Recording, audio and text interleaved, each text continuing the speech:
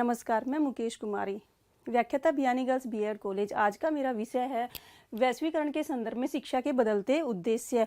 जिस प्रकार से आधुनिक समाज में आवश्यकताओं की मांग बढ़ती जा रही है, उसी के साथ साथ समाज के दृष्टिकोण में भी परिवर्तन हो रहा है और शिक्षा के क्षेत्र में भी निरंतर परिवर्तन हो रहा है।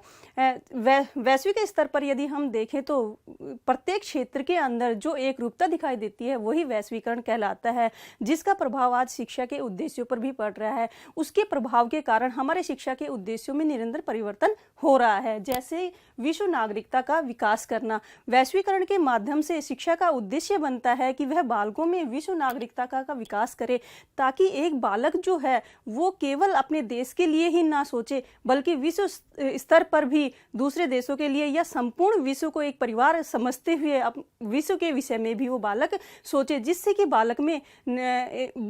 बालक में नागरिकता का विकास हो सके। इस प्रकार से शिक्षा का उद्देश्य बनता है कि वह बालक में विश्व नागरिकता का विकास करे। दूसरा है आधुनिकीकरण।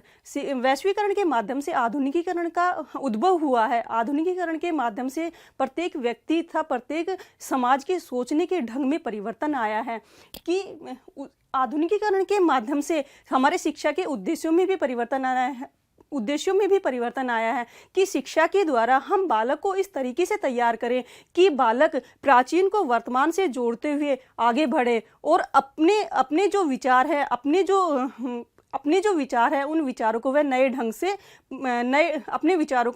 से वह प्रकट करे।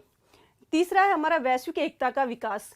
आधुनिकीकरण के माध्यम से शिक्षा का उद्देश्य बनता है कि वह बालकों में वैश्विक एकता का विकास करे, ताकि एक बालक जो है वह अपने देश के साथ साथ में दूसरे देशों के विषय में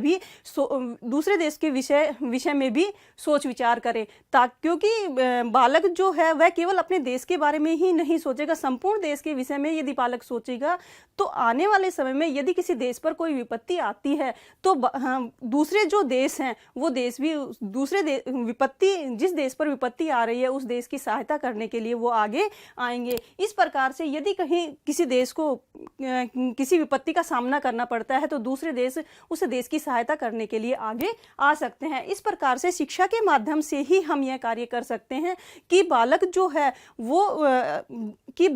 है वो दूसरे देश के विषय में भी अपना सहयोग प्रदान कर सकता है। नेक्स्ट है हमारा व्यवसाय कुशलता का विकास। आधुनिकीकरण के माध्यम से केवल बालकों में हम विश्व नागरिकता या वैश्विक एकता का ही विकास नहीं कर सकते हैं, बल्कि आधुनिकीकरण के माध्यम से व्यवसाय कुशलता का विकास भी किया गया है। व्यवसाय कुशलता के साथ साथ में वैश्वीकरण के माध्यम से समाज की आर्थिक स्थिति पर भी काफ़ी प्रभाव पड़ता है, क्योंकि वैश्वीकरण के माध्यम से बालकों में को व्यवसाय कुशलता के योग्य बनाया जाता है, ताकि समाज में बेरोजगारी की समस्या का निदान हो सके। इस प्रकार से हम देखते हैं कि वैश्वीकरण के माध्यम से शिक्षा के उद्देश्यों में काफ़ी परिवर्तन आया, और जब शिक्षा के उद्देश्यों में परिवर्तन आया है तो इससे हमारे समाज में या हमारे विश्व में कई समस्याओं का समाधान भी हुआ है। जैसे कि बालकों के विचारों में परिवर्तन आया है। नवीन विचार बालक के दिमाग में नित्य नए नए विचार बालक को आते हैं, और वैश्वीकरण के माध्यम से बेरोजगारी की समस्या का समाधान किया गया है। मानसिक चेतनाओं का विकास हुआ है और अन्य प्रकार के समाज में परिवर्तन भी हुए हैं। इस प्रकार से वैश्वीकरण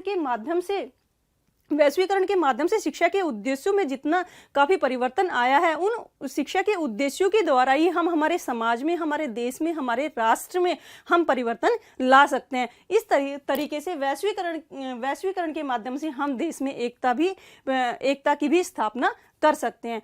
Thanks for watching this video. Please comment, share and don't forget to subscribe our YouTube channel and visit our website gurukpo.com. Thank you.